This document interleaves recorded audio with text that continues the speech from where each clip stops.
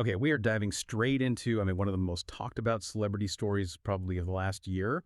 That headline, it was absolutely everywhere, claiming Keith Urban's pals, and pals is in quotes there, alleged he was acting with sheer vitriol.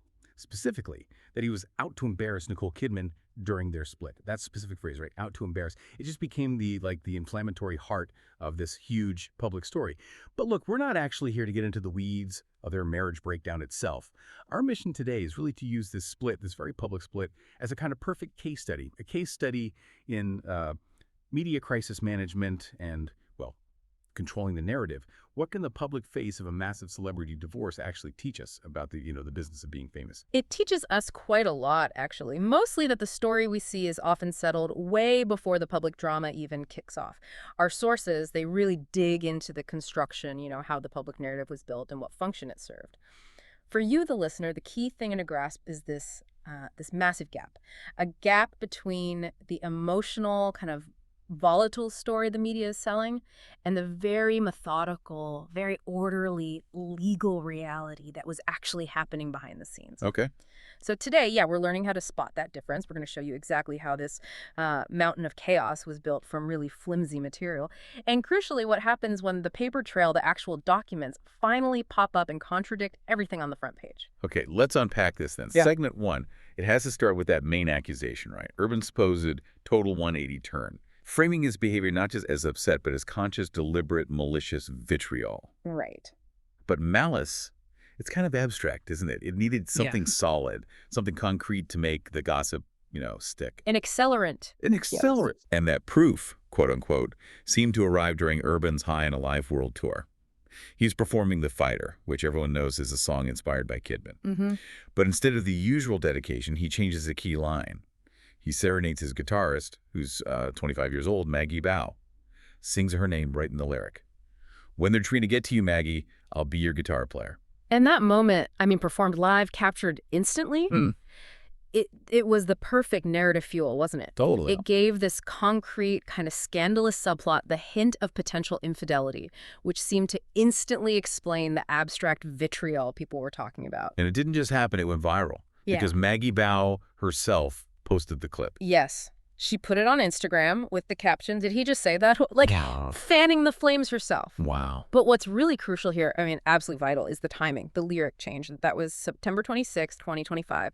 Baugh posts the clip September 27th. The divorce news doesn't actually break until September 30th. So that timing means the act, the lyric change.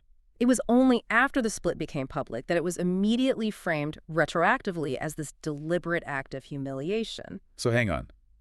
If the only real evidence is one changed lyric and an Instagram post, how easily can the media just grab that and spin it into this big narrative of malice? Is it really that simple? Oh, it's incredibly easy, especially because the full context just got, ignored almost immediately. Look, Urban improvises lyrics all the time. He's known for being spontaneous on stage. That's part of his thing. Right. Plus, think about it. If the goal was really to humiliate her, why did he pull The Fighter from the set list right after that incident? Oh, interesting. Damage control. Seems like clear damage control, yeah. And even weirder, maybe. During another song, Heart Like a Hometown, he kept displaying this family photo of Kidman and their daughters. Okay, that doesn't fit the vitriol narrative at all. Not really. So the source material makes it pretty clear. The media basically cherry-picked the most inflammatory interpretation possible. It shows this whole story was much more about calculated framing than just reporting the facts objectively. Okay, this is fascinating. If you're loving these deep dives into how media narratives get manufactured, definitely make sure you're subscribed. We've got way crazier stories coming up about managing fame. And stick around, because later in the episode, we are absolutely getting into the shocking twist about the legal paperwork that nobody saw coming. Yeah, and to bridge that gap, from the emotional drama to what was actually happening legally, we need to look at how the coverage itself was structured. We call it the inverted pyramid of credibility. Think of it like a triangle flipped upside down. Yeah. At the wide base of the pyramid, this is where you have the lowest credibility stuff. The anonymous sources, pals, insiders, you name it. These are the absolute foundation for the whole emotional claim. This is where all those key phrases came from. Like vitriol. Vitriol, out to embarrass, yeah. And that constant comparison, Kidman is reliving her split from Tom Cruise all over again. Right. Instantly brings up all that history. Exactly. And these anonymous comments also establish that narrative that the split was one-sided, that Kidman was, trying to save things. So basically, all the really juicy, emotionally charged stuff comes from people who won't even put their name to it. It's just speculation presented as inside info. Precisely. It's gossip dressed up as fact. Then you move up slightly to the mid-tier of credibility. This is where you see the same anonymous claim, like that one-sided split thing, popping up consistently across different big outlets, TMZ, People, Page Six. They all ran with it. So consistency means it's true. Not necessarily. What that consistency often suggests is a coordinated PR leak. Someone is feeding the same line to multiple places to make sure a specific perception takes hold really quickly. Gotcha. And interestingly, the only person who spoke on the record during this whole thing, Maggie Baugh's father, he publicly denied any romance between her and Urban. And how much attention did that get? Almost none in the mainstream coverage. It didn't fit the preferred narrative. Okay, so this raises a huge question. If the whole base of this pyramid, this whole story, is built on anonymous whispers and maybe coordinated leaks, where's the actual solid ground? Where are the facts? Okay, here's where it gets really interesting. Because now we jump right to the top. The tiny point of the inverted pyramid, the apex of credibility, and that is the verifiable paper trail, the actual court records. The document. The documents Right. filed in Davidson County, Tennessee. And these records, they tell a story that just completely dismantles the narrative we've been talking about. Okay, lay it on us. What do the court records show? They confirm Kidman filed for divorce, yes, September 30th, cited irreconcilable differences. Pretty standard. Okay. The single most crucial fact, the detail that changes everything, is that the filing included a pre-signed marital dissolution agreement and a parenting plan. Pre-signed, meaning Meaning Urban had already signed these documents way back on August 29th, 2025. August 29th. Yeah. And Kidman signed them on September 6th, 2025. Wow. Okay, so wait a minute. This is the mic drop moment, right? Yeah. The entire legal process, the money, the custody, everything was all worked out, negotiated, agreed upon, and signed off on a full month before Urban changed that lyric on stage. And a full month before the media even reported the split existed. Exactly. Okay, let's just sit with the implication of those dates for a second. Think about the amount of money, legal wrangling, emotional turmoil that was likely avoided by having every single detail nailed down and signed privately before the story even broke. Mm-hmm. This wasn't some sudden, messy explosion like the headline suggested. This sounds like a highly controlled detonation plan. It proves pretty definitively, doesn't it, that the chaos and the vitriol weren't the reality of the divorce itself. That was all part of the manufactured media campaign. Designed to manage public perception. Exactly. The real story, the legal one, was settled long before the public drama was even required to start. Which brings us neatly to the PR battle after the filing. Absolutely. Yeah. Because once the papers were filed, the split goes public, and then you see this clear split in the narratives, right? Narrative bifurcation, you called it. Yeah. Two totally different public images being constructed very strategically to control how people saw them afterwards. That's right. So on one side, you had Kidman's image being shaped, the composed matriarch maybe. Good description. She was seen pretty quickly in these very controlled, very sympathetic settings, attending the Amfar charity gala, looking elegant, photographed holding hands with her daughters, looking like a protective mother. Mm-hmm. Very deliberate optics. And sources suddenly started quoting her as being level-headed and calm through it all. And then boom, just a week after filing, it's announced she's a new Chanel ambassador.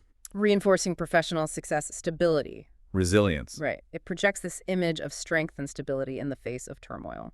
Now contrast that sharply with Urban's image. The erratic performer, he didn't have the luxury of controlled environments. He had to stay on his world tour, which is inherently uncontrolled, right? Yeah. Live audiences, constant scrutiny. Exactly. So his natural stage presence, his spontaneity, the very things that make him a popular performer suddenly got weaponized, twisted to paint him as unstable, maybe having a midlife crisis. So every little thing he did on stage Was intensely scrutinized. That lyric change became Exhibit A. Then there were reports he was like sharpening the lyrics to his old breakup song, You'll Think of Me. Everything fed this narrative of volatility, of him losing control. It's quite a contrast. And the real, I'd say, genius of the PR strategy, which clearly favored one side here, was how they used history, historical context. They deployed what you could call narrative shorthand, things that instantly trigger public memory and emotion. Like the Tom Cruise comparison. Precisely. Sources kept bringing up the Tom Cruise divorce, saying Kidman was reliving being blindsided all over again. That comparison is incredibly powerful. It doesn't need new facts. It instantly taps into decades of public memory and sympathy, and it cements Kidman in that victim role again. Wow.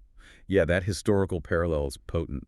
It tells the audience immediately how they're supposed to feel, who to root for. And they didn't stop there. They doubled down by weaponizing past loyalty. How so? The narrative aggressively, repeatedly reminded everyone that Kidman was the one who stood by Urban during his addiction struggles, remember?